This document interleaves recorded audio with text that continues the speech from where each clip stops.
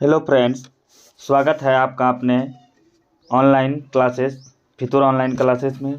मैं सोनू कुमार आज आप लोगों को क्लास 10th के फर्स्ट शिफ्ट एग्ज़ाम के मैथ का प्रश्नों का सॉल्यूशन करवाने वाला हूं।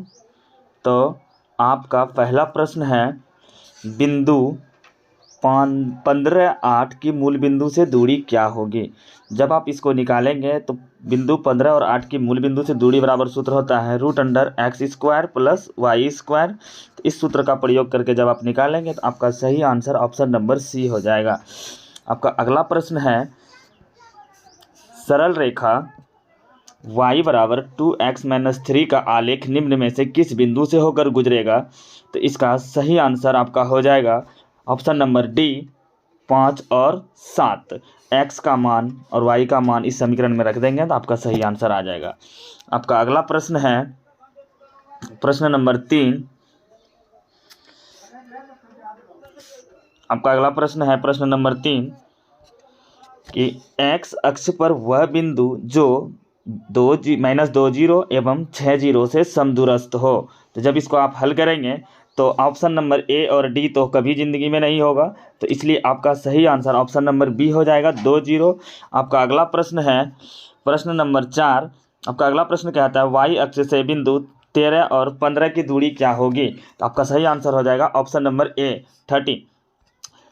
आपका अगला प्रश्न 5 नंबर है, किसी वृत्त के व्यास के सिरे के निर्देशांक -10 6 तथा 6 -10 हैं तो वृत्त के केंद्र के निर्देशांक होंगे।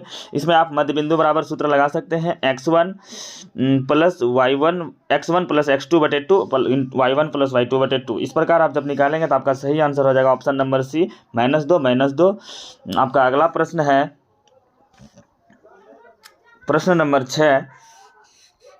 आपका अगला प्रश्न कहता है, यदि किसी त्रिभुज के शीर्षों के निर्देशांक 2 4 0 6 तथा 4 -1 हो तो त्रिभुज के केंद्रक के निर्देशांक होंगे। जब आप इसको हल करेंगे तो आपका सही आंसर हो जाएगा ऑप्शन नंबर ए। आपका अगला प्रश्न है प्रश्न नंबर 7। आपका अगला प्रश्न कहता है कि बिंदु 13 और 19 से x अक्ष पर डाले गए लंब की लंबाई कितनी होगी।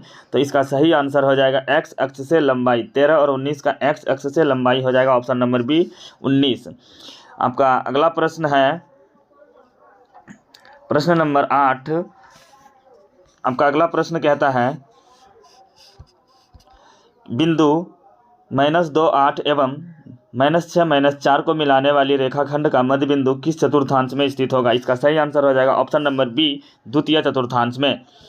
आपका अगला प्रश्न 9 नंबर कहता है कि यदि P 0 0 Q 0 8 एवं R 0 12 किसी त्रिभुज के शीर्ष हैं तो त्रिभुज PQR का क्षेत्रफल क्या होगा। जब आप इसको हल करेंगे तो आपका सही आंसर आ जाएगा ऑप्शन नंबर बी 48। चलते हैं अगले प्रश्न की ओर। आपका अगला प्रश्न है प्रश्न संख्या 12। आपका अगला प्रश्न कहता है समीकरण 2x - y - 3 बराबर 0 एवं 12x प्लस 7y - 5 बराबर 0 के आलेख किस प्रकार की सरल रेखाएं होंगी। तो इसको जब आप निकालेंगे 2/12 प्रतिच्छेदी के सरल रेखाएं कैसे निकली, प्रतिच्छेदी सरल रेखाएं होगी, यानी एक ग्राफ दूसरे ग्राफ को काटेंगे। आपका 13 नंबर प्रश्न है 13 नंबर प्रश्न x - y बराबर 0 का आलेख कैसा होगा। तो ये आलेख जो होगा ऑप्शन नंबर सी मूल बिंदु से जाती हुई होगी। आपका 14 नंबर प्रश्न कहता है कि निम्नलिखित में से कौन द्विघात समीकरण है। तो जब आप सारे समीकरणों को हल करेंगे तो इस प्रकार आपका सही आंसर ऑप्शन नंबर बी हो जाएगा कि बी नंबर ऑप्शन ही आपका द्विघात समीकरण होगा। चलते हैं क्वेश्चन नंबर 15 की ओर। 10 11 छूट गया था दोस्तों। तो आपका 10 नंबर प्रश्न कहता है किसी त्रिभुज के शीर्ष बिंदुओं के निर्देशांक 0 6 0 0 8 0 हैं तो त्रिभुज की परिमिति कितनी होगी। जब आप ए बी बी सी ए सी दूरी फार्मूला से निकाल लेंगे तो आपका सही आंसर ऑप्शन नंबर बी हो जाएगा। चलते हैं अगले प्रश्न की ओर। आपका 11 नंबर प्रश्न है कि दो रैखिक समीकरणों के लेखा चित्र यदि समपाती हो तो रेखाएं हैं तो उनके कितने हल होंगे। आप जानते होंगे समपाती होने के लिए ग्राफ रेखा पर रेखा गुजरती है तो अनंत बिंदुओं पर काटती है एक रेखा दूसरी रेखाओं को, तो इसका सही आंसर हो जाएगा अनगिनत हल। आपका अगला प्रश्न है प्रश्न नंबर 15। प्रश्न नंबर 15 कहता है यदि समीकरण 2x² + px - 3 = 0 का मूल -3 हो तो p का मान कितना होगा। जब आप इसको रखेंगे तो आपका सही आंसर हो जाएगा ऑप्शन नंबर बी 5। चलते हैं अगले प्रश्न की ओर। प्रश्न नंबर 16 आपका प्रश्न नंबर 16 कहता है कि के किन मानों के लिए द्विघात समीकरण 9x² + 3kx + 4 = 0 के मूल वास्तविक और समान होंगे। जब आप इसको हल करेंगे तो ऑप्शन नंबर ए हो जाएगा +-4। चलते हैं अगले प्रश्न की ओर। आपका अगला प्रश्न है 17 नंबर प्रश्न कहता है कि यदि x² + 3px + 2p² = 0 के मूल अल्फा बीटा हो तथा α² + β² = 5 हो तो p का मान है। तो जब आप इसको हल करेंगे तो p का मान आ जाएगा +-1, ऑप्शन नंबर सी। चलते हैं अगले प्रश्न की ओर। प्रश्न नंबर 18 है आपका कि द्विघात समीकरण a² p² x² - q² = 0 के मूल होंगे।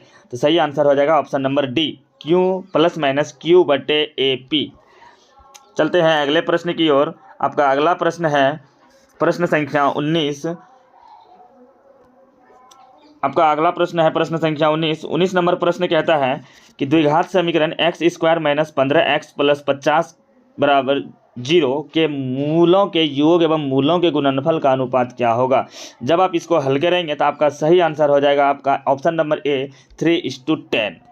चलते हैं अगले प्रश्न की ओर। प्रश्न नंबर 20 आपका 20 नंबर प्रश्न कहता है यदि द्विघात समीकरण के मूल -5 एवं -1 हैं तो द्विघात समीकरण होगा। इसका सही आंसर हो जाएगा option number A x² + 6x + 5।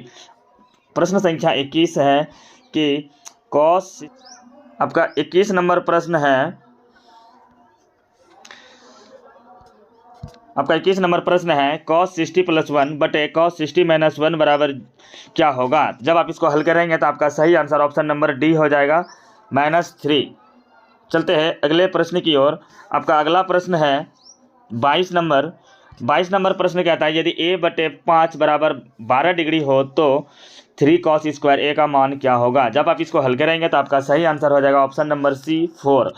अगला प्रश्न है 23 नंबर। आपका 23 नंबर प्रश्न कहता है 23 नंबर प्रश्न कहता है कि sine 54 degree minus cos 36 degree बराबर क्या होगा। जब आप इसको बदलेंगे एक कन्वर्ट होकर कैसे कॉस में आ जाएगा, कॉस माइनस कॉस हो जाएगा 0 डिग्री। आपका 24 नंबर प्रश्न है कि cos 1 degree 2 degree 3 degree ... cos 90 degree बराबर क्या होगा। कॉस 90 का वैल्यू 0 होता है। जब आप सारे को मल्टीप्लाई करेंगे तो सारे का आंसर हो जाएगा 0। इस प्रकार आपका सही आंसर हो जाएगा ऑप्शन नंबर ए 0। 25 नंबर प्रश्न है कॉस 37 डिग्री बटे sine 53 degree plus cot 34 degree बटे टेन 56 डिग्री का मान क्या होगा। दोनों में से एक का मान बदलने के बाद जब आप कटाएंगे तो एक इसका मान आएगा, एक इधर वाले का मान आएगा, एक इधर वाले का। दोनों को जब आप ऐड कर देंगे तो आपका सही आंसर हो जाएगा ऑप्शन नंबर सी, आंसर 2 हो जाएगा। चलते हैं अगले प्रश्न की ओर। आपका अगला प्रश्न है क्वेश्चन नंबर 26। क्वेश्चन नंबर 26 कहता है कि 2 sine 45 degree minus cos 45 degree का वैल्यू कितना होगा। जब साइन 45 और cos 45 का वैल्यू बराबर होता है आप जानते होंगे। अब दोनों को जब 0 से गुना कर देंगे तो आंसर सही हो जाएगा ऑप्शन नंबर ए आपका। क्वेश्चन नंबर 27 कहता है कि 7 cosec square theta minus 7 cot square theta का मान क्या होगा। जब आप इसको हल करेंगे 7 कॉमन लेंगे तो cosec square theta minus cot square theta equal to 1 होता है। इस प्रकार आपका सही आंसर हो जाएगा option number B. Question number 28 कहता है यदि साइन 48 डिग्री बराबर पी हो तो टेन 48 डिग्री का मान कितना होगा। तो इस प्रकार आपका सही आंसर हो जाएगा ऑप्शन नंबर सी p/√1 + p²। चलते अगले प्रश्न की ओर। आपका अगला प्रश्न है प्रश्न संख्या 29 नंबर प्रश्न कहता है यदि टेन 27 डिग्री टेन 63 डिग्री बराबर साइन ए तो ए का मान क्या होगा। इनमें से टेन या दोनों में से किसी एक का मान बदल देंगे तो हो जाएगा cot 63 degree into ten 63 degree, जिसमें से जब एक रिवर्स का दूसरे रिवर्स से आप मल्टीप्लाई करेंगे तो आपका आंसर हो जाएगा 1। तो साइन ए बराबर 1, तो साइन 1 किसका वैल्यू होता है तो 90 डिग्री का होता है। आपका अगला प्रश्न है क्वेश्चन नंबर 30। क्वेश्चन नंबर 30 कहता है कि sine square 90 degree minus theta plus sine square theta cosec square 90 degree minus theta minus tan square theta.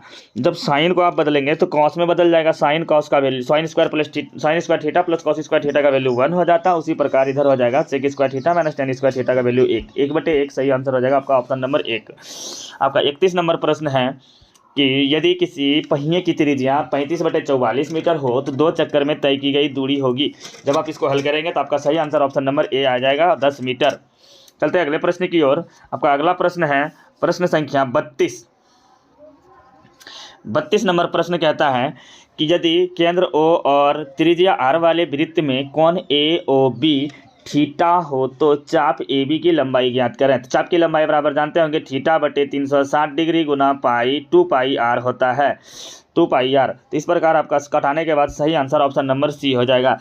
चलते हैं 33वें नंबर प्रश्न की ओर। आपका 33 नंबर प्रश्न कहता है कि एक 8 सेंटीमीटर त्रिज्या के ठोस गोले से 1 सेंटीमीटर त्रिज्या के कितने गोले बनाए जा सकते हैं। जब आप इसको हल करेंगे 8 का क्यूब को 1 के क्यूब से भाग दे देंगे तो आपका सही आंसर ऑप्शन नंबर बी हो जाएगा 512। चलते अगले प्रश्न की ओर। आपका अगला प्रश्न है 34 नंबर। 34 नंबर प्रश्न कहता है कि एक शंकु के आधार का व्यास 10 सेंटीमीटर है एवं इसकी ऊंचाई 12 सेंटीमीटर है तो शंकु का आयतन होगा। जब आप इसको हल करेंगे तो आपका सही आंसर ऑप्शन नंबर सी आ जाएगा 100 पाई घन सेंटीमीटर। आपका 35 नंबर प्रश्न है एक धातु के पाइप की बाह्य त्रिज्या 4 सेंटीमीटर और आंतरिक त्रिज्या 60 सेंटीमीटर है तो इसकी लंबाई यदि 10 सेंटीमीटर हो तो धातु का आयतन क्या होगा। जब आप इसको हल करेंगे तो आपका सही आंसर ऑप्शन नंबर बी हो जाएगा 220 घन सेंटीमीटर। चलते हैं अगले प्रश्न की ओर। अगला प्रश्न आपका 36 नंबर है। 36 नंबर प्रश्न कहता है कि एक शंकु और एक बेलन के आधारों के क्षेत्रफल एक समान है, यानी πr² बराबर πr², तो उनके वक्र पृष्ठ के क्षेत्रफल भी समान हैं। तो बेलन की ऊंचाई 2 मीटर है तो शंकु की तिर्यक ऊंचाई क्या होगी। तो इस प्रकार शंकु की तिर्यक ऊंचाई आपका ऑप्शन नंबर सी 4 मीटर हो जाएगा। चलते हैं अगले प्रश्न की ओर। आपका अगला प्रश्न है 37 नंबर। 37 नंबर प्रश्न कहता है कि यदि किसी घन का आयतन 125 घन सेंटीमीटर है तो घन के किनारे एवं घन के विकर्ण का अनुपात क्या होगा। तो आप जानते होंगे इसका सही आंसर ऑप्शन नंबर ए हो जाएगा 1:√3। आपका अगला प्रश्न 38 नंबर प्रश्न है। 38 नंबर प्रश्न कहता है कि यदि किसी अर्धगोले के संपूर्ण पृष्ठ का क्षेत्रफल 462 वर्ग सेंटीमीटर है तो इसका व्यास होगा। तो इसका जब आप हल निकालेंगे तो इसका व्यास हो जाएगा 14 सेंटीमीटर। ऑप्शन नंबर बी इसका सही आंसर हो जाएगा। अब चलते हैं अगले प्रश्न की ओर। आपका अगला प्रश्न है 39 नंबर। 39 नंबर प्रश्न कहता है कि दो बेलनों की त्रिज्याओं का अनुपात 2:3 है एवं इनकी ऊंचाइयों का अनुपात 5:3 है तो इनके आयतनों का अनुपात कितना होगा। तो इसको जब आप करेंगे तो 4/9 गुना इसको लिख देंगे 5/3। तो इस प्रकार जब आप करेंगे 4×5 20/27 हो जाएगा। Option number B. चलते अगले प्रश्न की ओर। आपका अगला प्रश्न है 40 नंबर। 40 नंबर प्रश्न कहता है यदि किसी गोले की त्रिज्या 3 गुनी कर दी जाए तो इसका आयतन क्या होगा। आप जानते होंगे किसी गोले की त्रिज्या यदि 3 गुनी कर दी जाती है तो उसका आयतन 3 गुना हो जाएगा, यानी 3 का क्यूब हो जाएगा, यानी 27 गुना हो जाएगा। इस प्रकार आपका ऑप्शन नंबर डी हो जाएगा, 40 का ऑप्शन डी। चलते हैं अगले प्रश्न की ओर। 41 नंबर प्रश्न है। 41 नंबर प्रश्न कहता है कि 41 नंबर प्रश्न कहता है कि √81/2 एक क्या है। तो आप जानते हैं कि √81 का पूरा वर्गमूल निकलता है, इसलिए √81 एक परिमेय संख्या है। परिमेय संख्या को जब हम परिमेय संख्या से भाग देते हैं तो इसका सही आंसर हो जाता है ऑप्शन नंबर ए परिमेय संख्या। चलते हैं अगले प्रश्न की ओर। आपका अगला प्रश्न है 42 नंबर क्वेश्चन। 42 नंबर प्रश्न कहता है 192 के अभाज्य गुणनखंड में 2 का घातांक क्या है। जब आप निकालेंगे 192 का अभाज्य गुणनखंड इस प्रकार, तो इस प्रकार आपका 2 पर घात कितना हो जाएगा 6। कितना हो जाएगा 2 पर घात 6 हो जाएगा। चलते अगले प्रश्न की ओर। आपका अगला प्रश्न है 43 नंबर।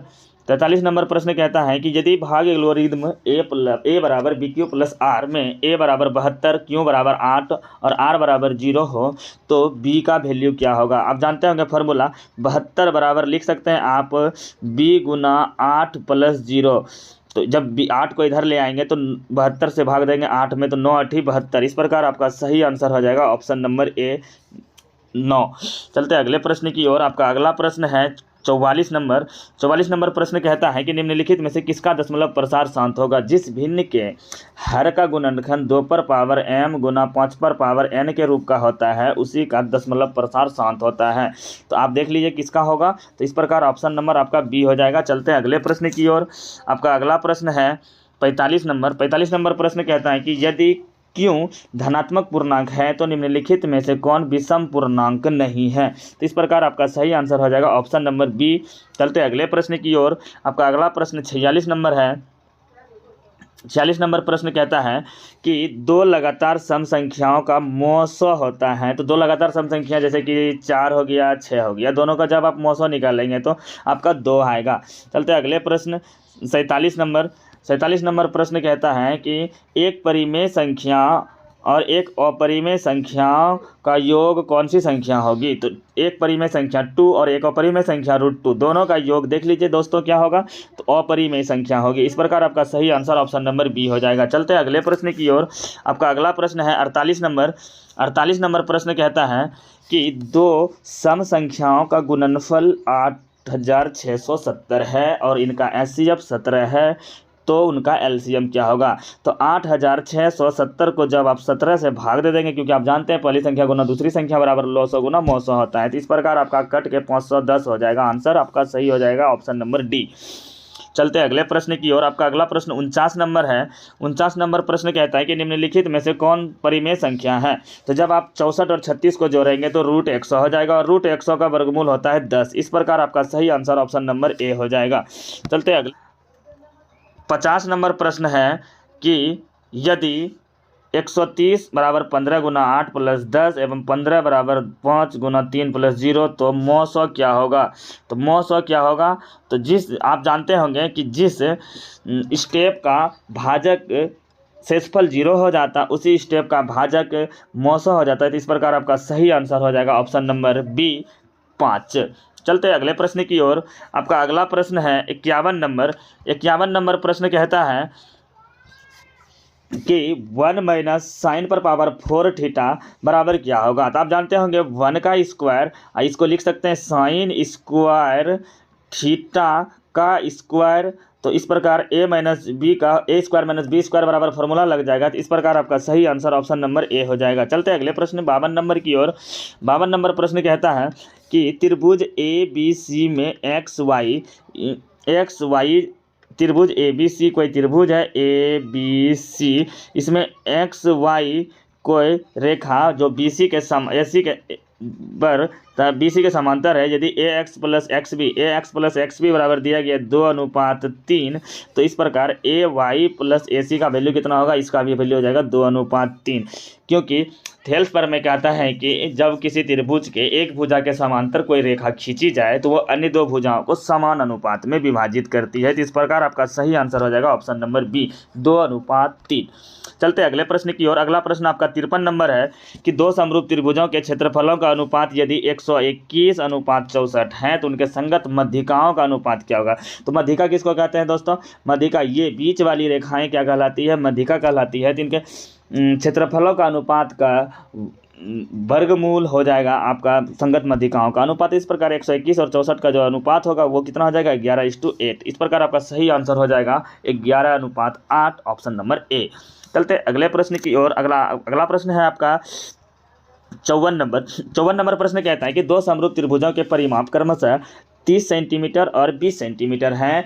यदि पहले त्रिभुज की एक भुजा की लंबाई 18 सेंटीमीटर तो दूसरे त्रिभुज की संगत भुजाओं की लंबाइयाँ क्या होगी। आप जानते होंगे समरूपता का नियम है, यदि किसी त्रिभुज के परिमाप का अनुपात दिया हो तो उनका अनुपात बराबर होता है भुजाओं का अनुपात।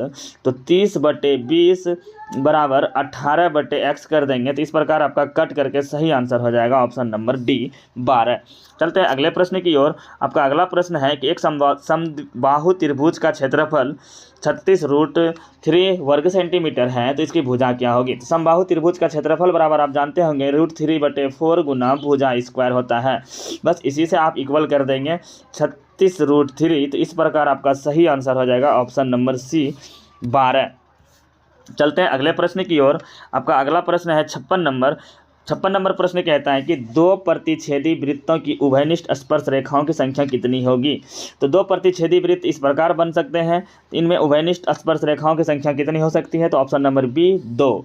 आपका अगला प्रश्न है 57 नंबर प्रश्न कहता है कि एक वृत्त जिसकी त्रिज्या 7 सेंटीमीटर है किसी बाह्य बिंदु P, एक वृत्त जिसकी त्रिज्या 7 सेंटीमीटर है किसी बाह्य बिंदु P से रेखा PT की लंबाई 24 सेंटीमीटर, यदि O वृत्त का केंद्र हो तो OP की लंबाई क्या होगी। मान लीजिए ये वृत्त है, P कोई बिंदु है, यहाँ से वृत्त पर एक स्पर्श रेखाएं खींची गई है, यहाँ पे O है और ये केंद्र है, केंद्र से तो ये दिया गया है आपका, तो ये इसकी लंबाई पूछ रहा है ओपी की लंबाई क्या होगी। तो ओपी की लंबाई हो जाएगी, ये 24 है, ये 7 है, तो इसलिए ये कितनी हो जाएगी 25। पाइथागोरस प्रमेय से आप जब हल करेंगे तो आपका सही आंसर ऑप्शन नंबर सी हो जाएगा। चलते हैं अगले प्रश्न की ओर। आपका अगला प्रश्न 58 नंबर प्रश्न है।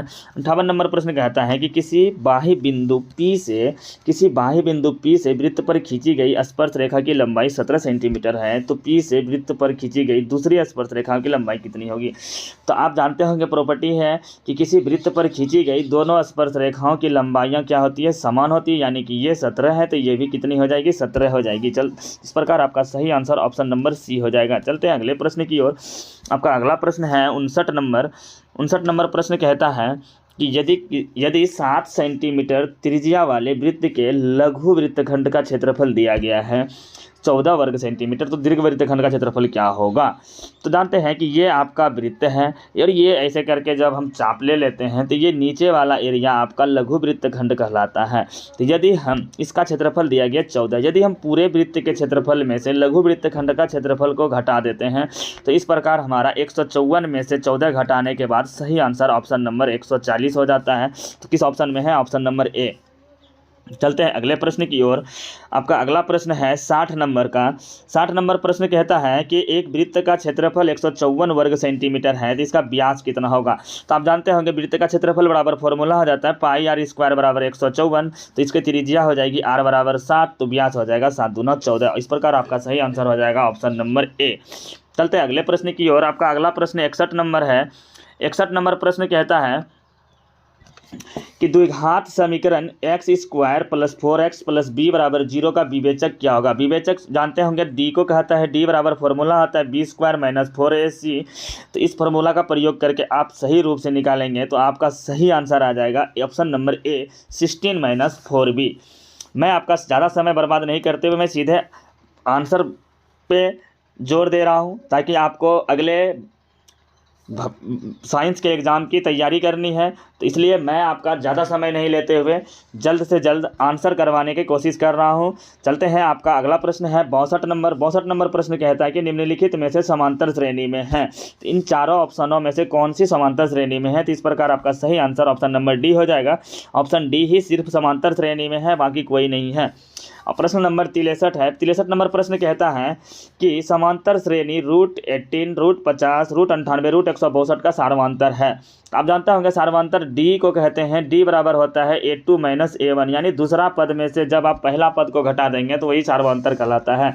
इस प्रकार आप √50 को लिख सकते हैं, √50 को लिख सकते हैं 5√2 और √18 को लिख सकते हैं 3√2। दोनों को जब घटाएंगे तो सही आंसर आपका आ जाएगा 2√2, यानी ऑप्शन नंबर बी आपका सही हो जाएगा 2√2 आंसर। चलते हैं अगले प्रश्न की ओर। आपका अगला प्रश्न है प्रश्न नंबर 64 नंबर प्रश्न कहता है कि समांतर श्रेणी 2, 5, 8, 11 का 11वां पद क्या होगा। 11वां पद बराबर आप जानते होंगे a11 बराबर क्या होता है a प्लस 10d। तो a11 बराबर इस प्रकार जब आप निकालेंगे तो आपका सही आंसर हो जाएगा ऑप्शन नंबर सी 32। आपका अगला प्रश्न है प्रश्न संख्या 65 नंबर प्रश्न कहता है कि यदि किसी समांतर श्रेणी का nवां पद दिया गया 8n-2, तो उस समांतर श्रेणी का 7वां पद क्या होगा। तो बस इसी में से आपको रख देना है 8n-2 में से 8 गुना 7 माइनस 2, 56 में 2 हो जाएगा, तो सही आंसर हो जाएगा ऑप्शन नंबर ए 54। चलते अगले प्रश्न की ओर। आपका अगला प्रश्न है 66 नंबर कि यदि किसी समांतर श्रेणी में a30 माइनस a20 बराबर दिया गया 50, तो समांतर श्रेणी का सार्वमांतर क्या होगा। तो आप जानते होंगे कि a30 को आप लिख सकते हैं a प्लस 29d उसी प्रकार ए 20 को आप लिख सकते हैं माइनस ए माइनस 19 डी बराबर कितना 50।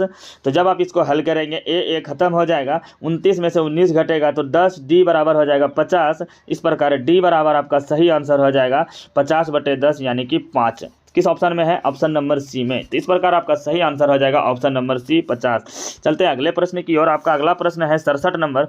67 नंबर प्रश्न कहता है 67 नंबर प्रश्न कहता है कि यदि 2x - 1 3x + 2 6x - 1 यदि किसी समांतर श्रेणी के 3 क्रमागत पद हैं तो x का मान क्या होगा? जब आप इसको हल करेंगे तो समांतर श्रेणी का नियम क्या है कि इसका सार्वमांतर हमेशा क्या होता है? बराबर होता है। जब आप इसको हल करेंगे तो इसको करने के बाद आपका सही आंसर हो जाएगा ऑप्शन नंबर सी 4। रुक जाते, ऑप्शन नंबर सी 4। चलते अगले प्रश्न की ओर। आपका अगला प्रश्न है 68 नंबर कि समांतर श्रेणी 2 6 10 14 82 में पदों की संख्या कितनी होगी? जब आप इसको हल करेंगे तो ए एन बराबर आपको दिया गया है 82। जब इसको हल करेंगे तो आपका सही आंसर ऑप्शन नंबर बी हो जाएगा। चलते अगले प्रश्न 69 नंबर। अगला प्रश्न 69 नंबर कहता है कि समांतर श्रेणी 72 63 54 का कौन सा पद शून्य होगा? यानी ए एन बराबर आपको रखना है 0। जब आप इसको हल करेंगे तो आपका सही आंसर हो जाएगा ऑप्शन नंबर बी। चलते अगले प्रश्न की ओर। आपका अगला प्रश्न है प्रश्न संख्या 70। 70 नंबर प्रश्न कहता है कि बिंदुओं a cos थीटा 0 तथा a sin थीटा के बीच की दूरी क्या होगी? जब आप इसको हल करेंगे तो आपका सही आंसर हो जाएगा a स्क्वायर कॉमन हो जाएगा, बाकी उधर a स्क्वायर का वर्गमूल a हो जाएगा। चलते अगले प्रश्न की ओर। आपका अगला प्रश्न है 71 नंबर। 71 नंबर प्रश्न कहता है कि यदि px बराबर इतना दिया गया, qx बराबर दिया गया इतना, तो भाग दिए जाएँ तो भागफल कितना होंगे? तो आप जानते होंगे qx से अगर हमको भाग देना है तो हमको एक्स स्क्वायर को गुना करके एक्स क्यूब पुराना है। तो एक्स क्यूब पुराने के लिए एक्स स्क्वायर में हम जानते हैं कितना से मल्टीप्लाई करना पड़ेगा? एक्स स्क्वायर गुना एक्स। तो जिससे हम मल्टीप्लाई किए वही हमारा भाजक कहलाता है। तो इसका घात कितना है? 1। तो इस प्रकार सही आंसर आपका कितना हो जाएगा? 1। चलते अगले प्रश्न की ओर। अगला प्रश्न है आपका 72 नंबर। 72 नंबर प्रश्न कहता है कि यदि बहुपद जी एक्स बराबर दिया गया 3x² - 7x + 2 तो g - 1 का वैल्यू कितना होगा? जब आप इसको -1 रखेंगे तो 3 - 1 करेंगे तो 3 हो जाएगा प्लस 7 हो जाएगा प्लस 2 हो जाएगा, 7 3 10 2 12। इस प्रकार आपका सही आंसर ऑप्शन नंबर बी हो जाएगा 12। चलते हैं अगले प्रश्न की ओर। आपका अगला प्रश्न है 73 नंबर। 73 नंबर प्रश्न कहता है कि बहुपद x² - 16 के शून्यक हैं। तो x² - 16 तो शून्यक निकालने के लिए आप क्या करेंगे? x² - 16 बराबर 0 कर देंगे। तो x² बराबर हो जाएगा 16। तो x बराबर हो जाएगा √अंडर +-16। तो +-16 का आंसर क्या हो जाएगा? +4 - 4। तो इस प्रकार आपका सही आंसर हो जाएगा ऑप्शन नंबर ए। चलते हैं अगले प्रश्न की ओर। अगला प्रश्न है आपका 75 नंबर। 75 नंबर प्रश्न कहता है कि यदि बहुपद x² - 9x + 2a के शून्यकों का गुणनफल 8 हो तथा a तो शून्यकों का गुणनफल अल्फा × बीटा बराबर आप जानते होंगे क्या होता है? c/a होता है, जो कि कितना दिया गया? 2a/1। यानी कि 2a बराबर कितना हो गया? 8। तो a बराबर कितना हो जाएगा आपका? 4। इस प्रकार आपका सही आंसर हो जाएगा ऑप्शन नंबर ए। चलते अगले प्रश्न की ओर। आपका अगला प्रश्न है 76 नंबर। 76 नंबर प्रश्न कहता है कि यदि बहुपद px का एक शून्यक -1 हो तो px का गुणनखंड क्या होगा? तो शून्य कैसे निकालते हैं? तो x - 1 बराबर करते हैं 0। तो इस प्रकार आपका x बराबर क्या आ जाएगा? 1। लेकिन यहाँ कह रहा है कि x बराबर है -1। तो जब आप इसको इधर ले आएंगे तो हो जाएगा सही आंसर आपका x + 1। यही आपका गुणनखंड हो जाएगा। किस ऑप्शन में है? Option number B. Sir option number हो जाएगा ए। ऑप्शन नंबर ए हो जाएगा। चलते हैं अगले प्रश्न की ओर। आपका अगला प्रश्न है 78 नंबर। 78 नंबर प्रश्न कहता है कि यदि a अल्फा बीटा गामा त्रिघात बहुपद x³ + bx² + cx + d बराबर 0 के शून्यक हो तो अल्फा बीटा गामा का मान होगा। तो अल्फा बीटा गामा का मान क्या होगा? आप जानते होंगे कि अल्फा × बीटा × गामा बराबर हो जाता है -d/a। किस ऑप्शन में है? Option number C is the correct answer. चलते हैं अगले प्रश्न 79 नंबर की ओर। आपका अगला प्रश्न 79 नंबर कहता है कि बहुपद y² - 3y + 1 × वाई पर power 5 minus 4y cube plus Y square plus 3y का घात कितना होगा। तो हम दुनिया को नहीं देखने जाएंगे दोस्तों, आपको सबसे पहले क्या करना, वाई स्क्वायर को वाई पर पावर 5 से जब आप मल्टीप्लाई करेंगे, वाई स्क्वायर गुना वाई पर पावर 5, तो आप जानते हैं गुना में पावर जुट जाता है तो वाई टू द पावर 7 हो जाएगा। इस प्रकार आपका सही आंसर हो जाएगा से बी। चलते हैं अगले प्रश्न 80 नंबर की ओर। आपका प्रश्न 80 नंबर कहता है कि यदि 3x minus 2y equal to 12 एवं 4x माइनस 5y बराबर 16 हो तो x और y का मान कितना होगा। तो x बराबर 4 और y बराबर 0 रखने के बाद आप दोनों समीकरण को संतुष्ट कर सकते हैं। इस प्रकार आपका सही आंसर हो जाएगा ऑप्शन नंबर ए। चलते हैं अगले प्रश्न की ओर। अगला प्रश्न है आपका 81 नंबर। 81 नंबर प्रश्न कहता है कि एक अर्धवृत्त की जिसकी त्रिज्या दिया गया है 3r, उसकी परिमिति क्या होगी। तो अर्धवृत्त की परिमिति बराबर आप भी फॉर्मूला जानते होंगे, पाई r प्लस 2r होता है। जब इस फॉर्मूला पे आप पुट करेंगे तो आपका सही आंसर ऑप्शन नंबर बी हो जाएगा। चलते अगले प्रश्न 82 नंबर की ओर। आपका अगला प्रश्न 82 नंबर कहता है कि निम्नलिखित में से कौन सी संख्या किसी घटना की प्रायिकता नहीं हो सकती है। तो आप जानते हैं कि एक से बड़ा कभी भी प्रायिकता का कोई भी वैल्यू नहीं हो सकता है, इसलिए इस प्रकार आपका सही आंसर ऑप्शन नंबर बी हो जाएगा। चलते हैं आपका अगला प्रश्न है 83 नंबर। 83 नंबर की ओर कहता है कि यदि घटना ई की पूरक घटना ई डैश हो तो निम्न में से कौन सा सही है। आप जानते हैं कि किसी भी घटना की प्रायिकता चाहे जितनी भी निकाल सकते हैं, उन प्रायिकताओं में से सभी घटनाओं का जो योग होता है वो एक होता है। तो इस प्रकार आपका सही आंसर हो जाएगा option number C, P E plus P E dash बराबर 1। चलते हैं अगले प्रश्न की ओर। आपका अगला प्रश्न है 84 नंबर। 84 नंबर प्रश्न कहता है कि एक पासे की एक फेंक में दो नहीं आने की प्रायिकता क्या है। तो आप जानते हैं दो आने की प्रायिकता क्या है। तो एक पासे को जब आप फेंकेंगे तो घटना क्या क्या हो सकता है, 1 आ सकता है, 2 आ सकता है, 3 आ सकता है, 4 आ सकता है, 5 आ सकता है, 6 आ सकता है। तो इसमें से 2 एक बार आ रहा है तो 2 का कितनी हो जाएगी, 1/6। 2 नहीं आने का पूछा जा रहा है, आने का और नहीं आने का प्रायिकता 1 होता है, उसमें से 1 में से 1/6 को जब आप घटाएंगे तो आपका सही आंसर ऑप्शन नंबर सी हो जाएगा, 5/6। चलते अगले प्रश्न 85 नंबर की ओर। अगला प्रश्न कहता है कि अच्छी तरह फेंटे गए 52 ताश की एक गड्डी से यादरी छाया बिना देखे एक पत्ता खींचा गया तो काले रंग के बादशाह होने की क्या प्रायिकता है। तो आप जानते हैं कि किसी भी ताश की गद्दी में 2 प्रकार के रंग होते हैं, एक काला एक लाल, जिसमें से 26 पत्तियां होती हैं। तो काले रंग में से एक बादशाह होता है, तो 26 में से आपको बादशाह कितनी होगी, 2। तो इस प्रकार 2/52 आप करेंगे तो कितना हो जाएगा, 1/26। कौन सा ऑप्शन हो जाएगा, option number be the correct answer. चलते हैं अगले प्रश्न 86 नंबर की ओर। आपका अगला प्रश्न 86 नंबर है।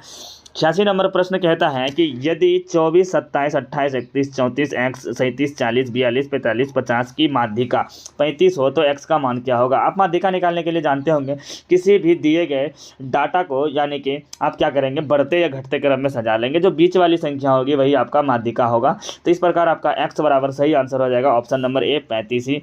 चलते हैं अगले प्रश्न की ओर। 87 नंबर प्रश्न है। आपका 87 नंबर प्रश्न कहता है कि संचयी बारंबारता सारणी निम्न में से किसके निर्धारण में उपयोगी होता है। तो आप जानते होंगे संचयी बारंबारता आप कहाँ निकालते हैं, तो माध्यिका जब ज्ञात करने लगते हैं उस समय आप संचयी बारंबारता निकालते हैं।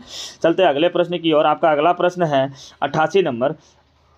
88 नंबर प्रश्न कहता है कि माध्यिका और बहुलक में कौन सा संबंध सत्य है। तो आप जानते होंगे कि m0 बराबर फॉर्मूला होता है 3m माइनस 2a। बस इसी फॉर्मूला पे कौन सा फॉलो होता है तो देख लेंगे तो हमारा सही आंसर ऑप्शन नंबर ए हो जाएगा, m0 बराबर 3m माइनस 2a। चलते हैं अगले प्रश्न की ओर। आपका अगला प्रश्न है 89 नंबर। तो 89 नंबर प्रश्न कहता है आपका कि निम्नलिखित वितरण में बहुलक वर्ग क्या है। तो आप जानते होंगे कि अधिकतम बारंबारता वाले चरमान को ही हम लोग बहुलक कहते हैं। तो इस प्रकार अधिकतम बारंबारता दिख रहा है इसमें से 45। तो 45 की वर्ग अंतराल कौन सी होगी दोस्तों, तो 20 से 30। तो सही आंसर आपका हो जाएगा ऑप्शन नंबर बी। चलते हैं अगले प्रश्न की ओर। आपका अगला प्रश्न है 90 नंबर प्रश्न तक पहुंच चुके हैं हम लोग। तो आपका अगला प्रश्न 90 नंबर है। 90 नंबर प्रश्न कहता है कि यदि x+2, 2x+3, 4x+5 और 5x+2 का माध्य 18 दिया गया है तो x का मान कितना होगा। जब आप निकालेंगे तो x, 2x, 4x, 4 2 6 1 7 5, 12x plus कितना हो जाएगा, 2 3 5 5 10 2 12, 12x प्लस 12 बराबर कितना हो जाएगा आपका 18 पंचे 90 ही डायरेक्ट लिख दें तो 90। 12 उधर अगर घटाएंगे सॉरी 18 चौक 72 हो जाएगा। 72 में से 12 घटाएंगे 60, इसलिए x बराबर हो जाएगा 60/12 यानी कि 5 आंसर हो जाएगा आपका।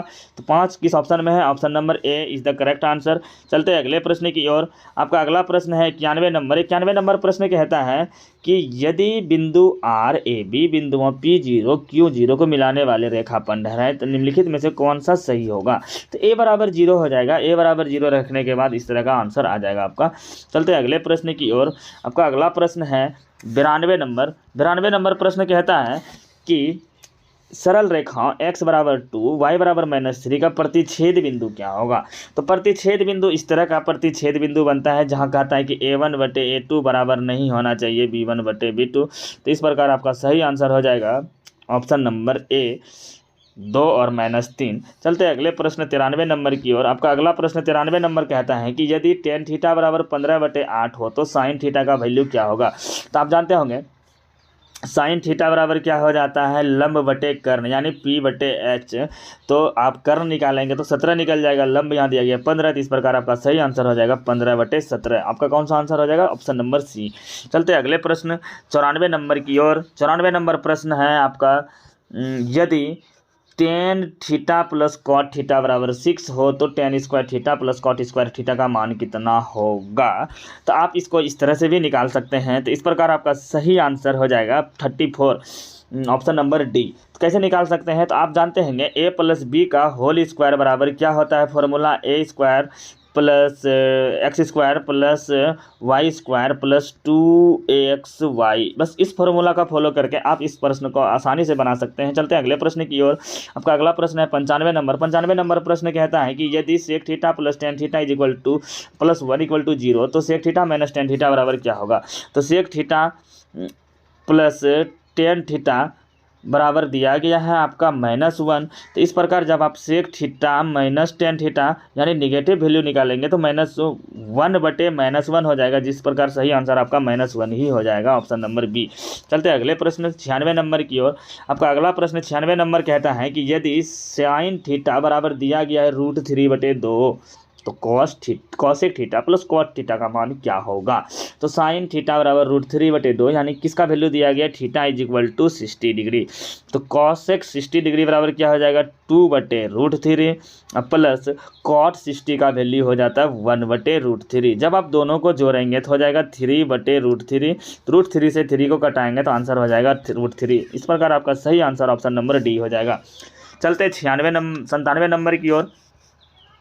आपका 97 नंबर प्रश्न है कि यदि √3 tan 2 theta is equal -3 equal to 0 तो इसको जब आप हल करेंगे तो √3 tan theta is equal to आप लिख सकते हैं 2 थीटा इज इक्वल टू 3, इसलिए tan 2 theta is equal to हो जाएगा 3/√3 यानी कि √3 हो जाएगा। तो tan थीटा बराबर क्या हो जाएगा? √3